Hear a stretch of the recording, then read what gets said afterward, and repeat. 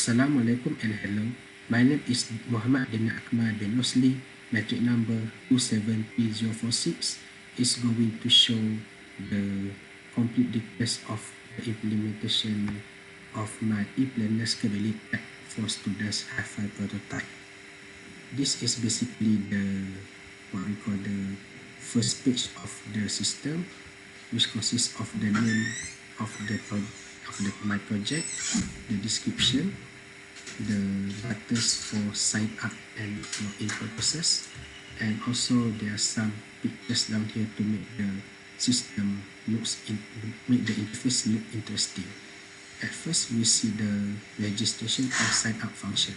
So we click this blue button, and it will lead the user to this registration form. Here, the user needs to create his new username, email, and password. So we begin now. So for example, there's one, and the email and password. If the credentials entered is valid or not used or not yet used, the system will, after the user clicks the button sign up, the system will lead the user to this message: new record inserted successfully. It means that later the credentials entered just now we will see in the database, and not forget that it redirects the user to the login page directly. So this is the case for the valid registration. So now we see the database. This we can see here the credentials that I've entered just now.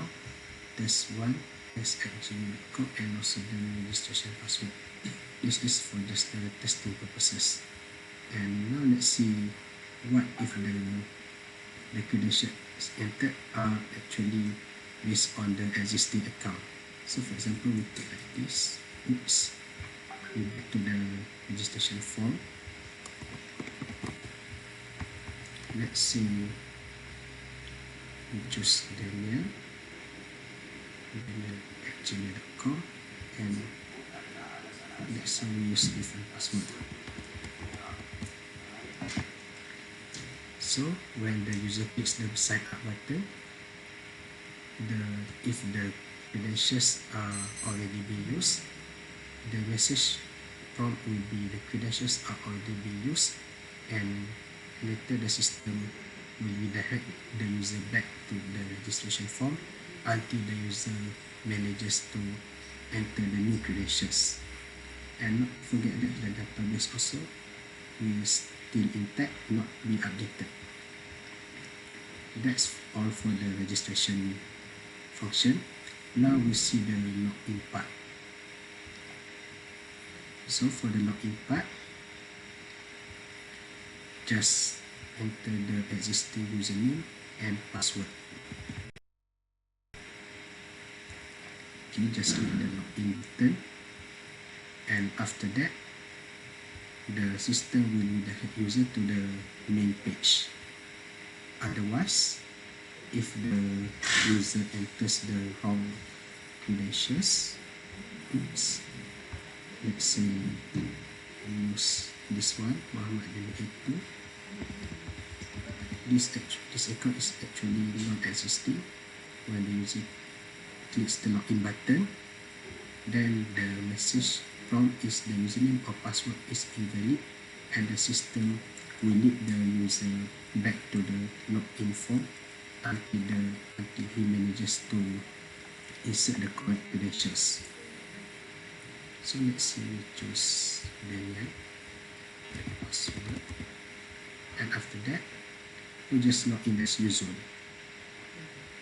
There we go. Now we see the third function, which is main page. So just click this tab, and the system will prompt another two sub tabs down here, which are calendar and notes. Actually, I've tried to configure the layout of the calendar directly inside this what we call this part, but the layout actually gets some of messed up. So I had to do like this. At first, we see the calendar function. So just click this button, and the system will lead the user to the calendar here, calendar page, and inside the calendar, actually, the user can view not just the usual calendar like this, which consist of the usual calendar, which show the day of the month, and the user also can view the previous month and the next month. So currently we are in May. Let's see the user back to April, March, and February. And not to forget, I also mentioned that we can view the next month, which is June, July, August, and so on. So now we're back to month of May. So let's say we choose today's date, 25th of May. Then when we click the specific day, the calendar will prompt the schedule like this.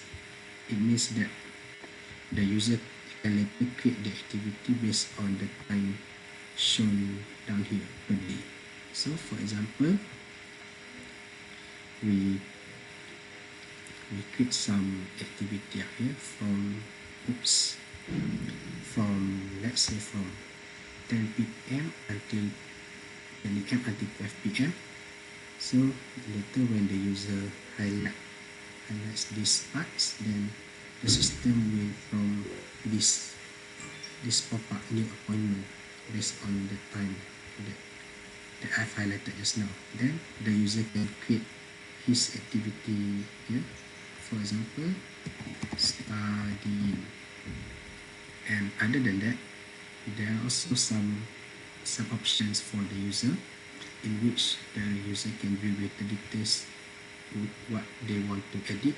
For example, this is the title of the activity that they want to do, and also we have the location, the start time, and the end time, and also we have the reminder, and we also can view the details and context. For example, we type ABC, and we can also edit the duration of the event. So for example, we choose until 2 p.m. and when the user clicks the save button, here we go, the calendar will display the events that the user has created just now. And we can also see the title, your study, and the description that I've created just now, ABC. This is for the calendar part, the first part.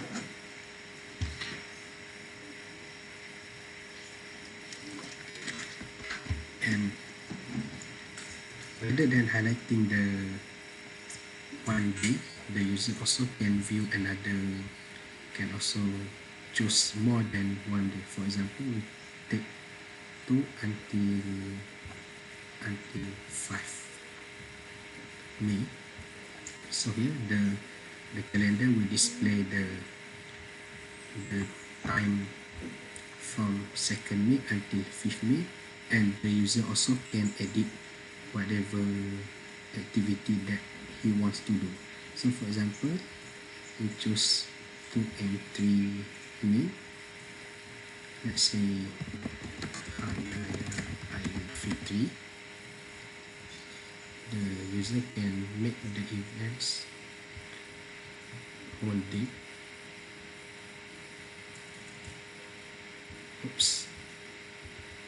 So there we go, and when the user back to the normal calendar view, the system will highlight 2 and 3 May as Hari Raya Aidilfitri. So this is the event that I've created just now, and basically that's for the calendar part. Now we move to the notes, the small notes. This also the same, was the same. The user needs to click the button, and the user can edit. Then the system will lead the user to this page, small notes underscore testing.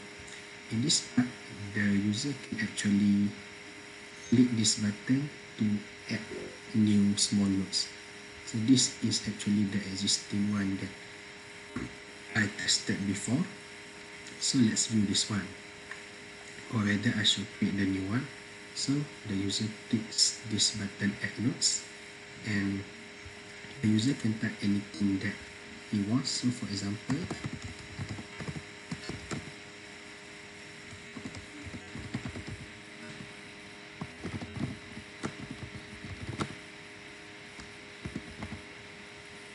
the user can type anything that he wants inside this what you call the paper,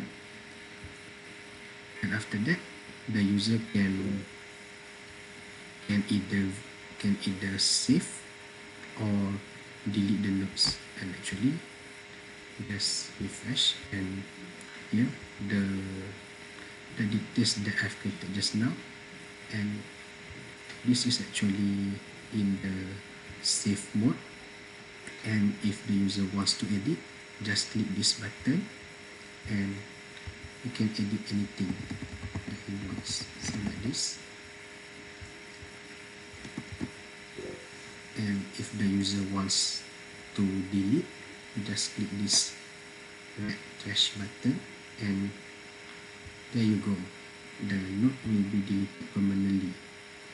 And actually this is saved in the local storage when the user actually creates the note, and when the user exits this section and when the user enters again, this will remain. For example, quoting, oops, and the user gets out of the section, and when the user enters back the small notes just now, there we go, the notes are still the same. So basically that's all for the main page part.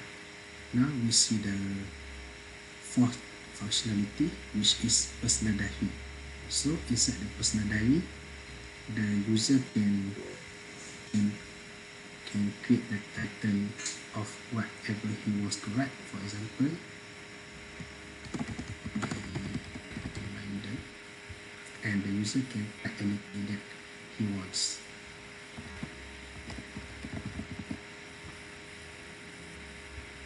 Oops, this is strange. It should be working well, as like I experimented before. The system can enable the user to type, but I don't understand why it happens like this.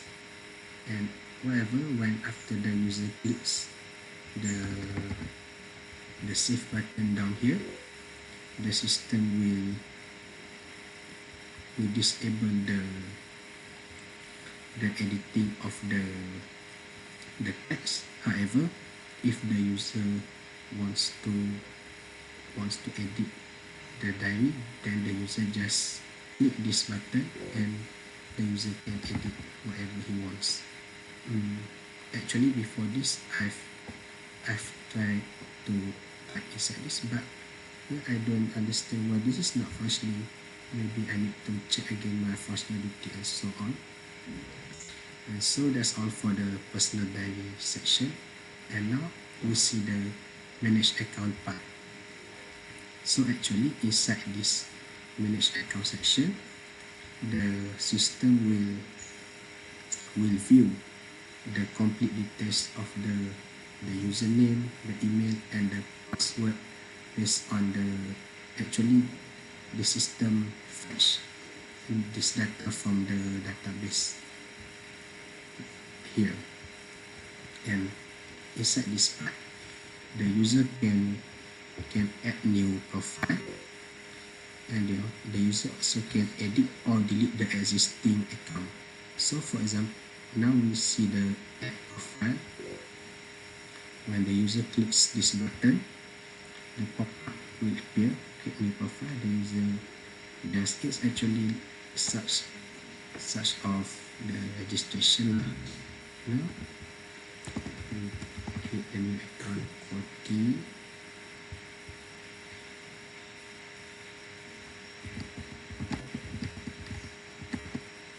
So after that, when the user clicks the save button, then the system will throw new record is accepted successfully. It means that the credentials, new credentials just now will be entered into the database. Now we refresh the database, and here we can see the new credentials that I've made just now. And also, when we enter the manage account again, this new credential is being displayed, and after that the user also can edit or delete these credentials. So for example, we take edit, we choose this one, and the user can just edit his existing username and password into the new ones. So for example, NDR and password,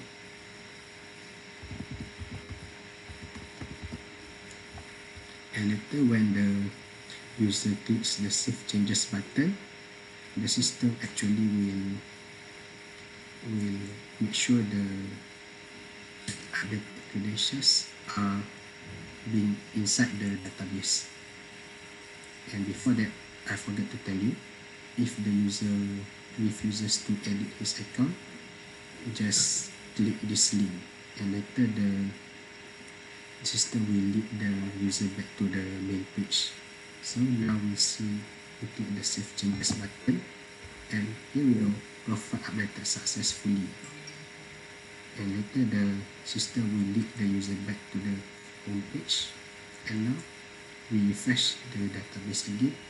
Here we go, the test one just now is being changed to MDR, and so do my registration password. Now we see back the managed account, then this third account also have been changed. Not to forget that the user also can delete any of this account. So for example, when we click this delete button, then the profile will be deleted successfully, and it will direct the user back to the home page. And now we see the account just now, the quality has been deleted. Now we refresh, and it also gone from the database. And so that's all for my presentation of SAS Hi-Fi prototype. So I'm sorry if there are any inconveniences. Thank you very much.